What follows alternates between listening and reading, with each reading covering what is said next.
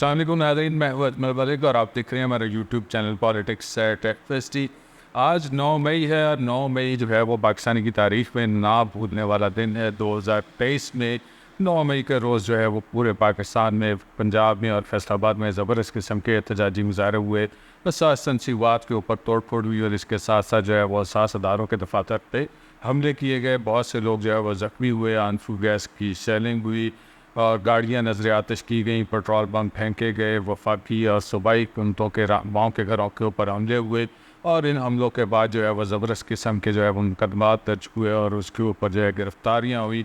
तकरीबन 1 साल जो है वो तहरीक इंसाफ जो है इस हवाले से ज़बरदस्त किस्म का टारगेट रही, वफाकी तहकीकाती इदारों का, पुलिस का और साथ साथ सिक्योरिटी इदारों का। और 9 मई 2023 के हवाले से बानी चेयरमैन PTI ने पिछले दिनों अपने वफद के थ्रू जो है वो एक बयान दिया था जिसमें उन्होंने कहा था कि 9 मई 2023 के जो इक़दाम किए गए थे वो तहरीक इंसाफ उसमें मुलव्वस नहीं थी। बानी चेयरमैन PTI ने अपने वफद के थ्रू जो है वो पैगाम भिजवाया था कि पूरे पाकिस्तान में जो है वो तहरीक इंसाफ के रहनुमा, ऑफिस बेरर्स और टिकट होल्डर्स जो हैं वो या पार्लियामेंटेरियंस जो है वो एहतजाज करेंगे। और इस हवाले से जो है वो कॉल दी गई थी कि अपने अपने कारकुनों के हाथ में जो है वो PTI के झंडे होंगे और साथ में जो है वो कैदी नंबर 804 की जो है वो तस्वीरें होगी। लेकिन इस हवाले से फैसलाबाद की हद तक अगर हम बात करें तो खातर का एहतजाज देखने में नहीं आया।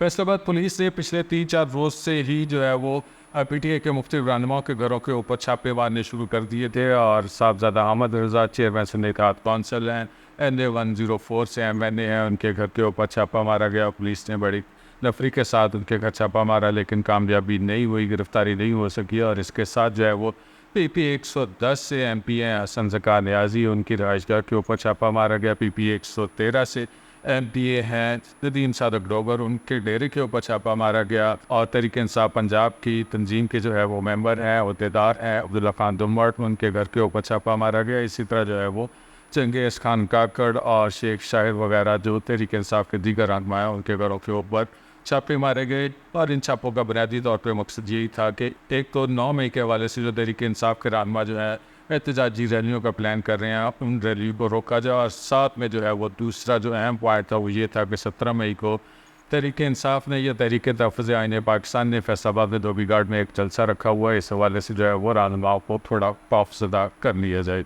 और तहरीक इंसाफ की प्लानिंग जो है वो तकरीबन नाकाम रही। पंजाब पुलिस जो है वो अपने हरबे में कामयाब हुई और ज़्यादातर रहनुमा जो है वो रैलियाँ फैसलाबाद में नहीं निकाल सके। सिर्फ जो है वो हमें इत्तलात वसूल हुई कि NA 95 से MNA मुंतखब हुए अली अफजल साई, उन्होंने अपने हल्के में रैली निकाली और तकरीबन वैसे ही रैली निकाली है जैसी कि इमरान खान की कॉल थी। उनके साथ जो तहरीक इंसाफ के कारकुनान थे उनके हाथों में झंडे थे और इसके साथ साथ जो है वो कैदी नंबर 804 की तस्वीर भी थी। और इनके अलावा जो है वो ND 99 से MNA मुंतखब हुए हैं मलक उमर फ़ारूक, उनके घर के ऊपर, उनके डेरे के ऊपर जो है वो पंजाब पुलिस के एहलकार बड़ी तादाद में मौजूद रहे। बल्कि गिरफ्तारियाँ जो हैं वो उनके हवाले से पुलिस बिल्कुल तैयार थी। फैसलाबाद से प्रिजन वैन जो है वो थाना डिस्पोर्ट पर जाके खड़ी की गई लेकिन मलक उमर फ़ारूक जो है वो रैली नहीं निकाल सके। शाम के जो है वो पुलिस डिस्पर्स हो गई लेकिन रात गए तक जो है वो प्रिजन वैन थाने के अंदर मौजूद रही। इसके अलावा जो है वो फैसलाबाद में चंगेज़ खान काकड़ ने एक एहतजाजी रैली की कॉल दी थी। उन्होंने भरपूर किस्म की एहतजाजी रैली निकाली। उनके साथ जो है वो वर्कर्स भी बड़ी तादाद में मौजूद थे और उन्होंने कैदी नंबर 804 की तस्वीरें और PTI के झंडे उठा रखे थे।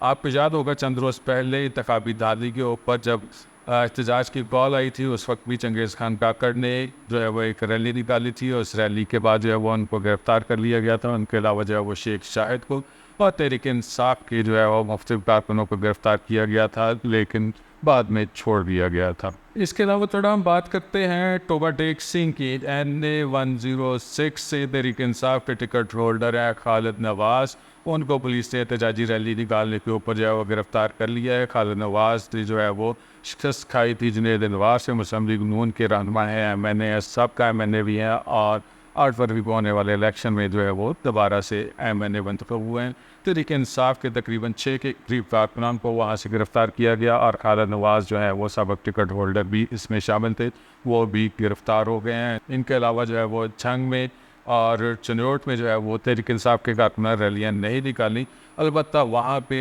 जाम स्याह के तौर पे जो गैर एलानिया किस्म की कॉल थी मुस्लिम लीग नून की, और वो रैलियाँ हुई हैं जिसमें जो है वो मुस्लिम लीग नून के रहनुमा शरीक हुए। बुनियादी तौर पे जो है वो उलमा की तरफ से, सिविल सोसाइटी की तरफ से, ताजरों की तरफ से जो है वो रैलियाँ निकालने की, और इन रैलियों में जो है वो मुस्लिम लीग नून ने भी शिरकत की। जंग में जो है वो एक रैली हुई जिसमें मुस्लिम लीग नून के रहनुमा बाकायदा तौर पे शरीक हुए। उनके अलावा जो है वो फैसलाबाद में जो है कॉल दी गई थी कि फैसलाबाद की पुलिस इंतज़ामिया जो है वो एक रैली की क़यादत करेंगी ज़िला कौंसल चौक से चौक घंटा घर तक, लेकिन फैसलाबाद पुलिस शदीद गर्मी की वजह से या उलमा जो है वो शदीद गर्मी की वजह से ज़िला कौंसल चौक से सिर्फ जो है वो प्रेस क्लब तक रैली निकाल सके, और उसमें भी पुलिस के आला अफसरान जो है वो शरीक नहीं हुए। अलबत्ता फैसलाबाद में मुख्तलिफ सरकारी स्कूलों और प्राइवेट स्कूलों के बच्चों को जो है वो लाया गया इन रैलियों में, और इन रैलियों को जो है वो इनकाद किया गया शहर के मुख्तलिफ चौराहों के ऊपर। चौक घंटाघर में एक रैली पहुंची तो स्कूल के बच्चों ने क्या नाराबाजी की वो आप खुद सुने।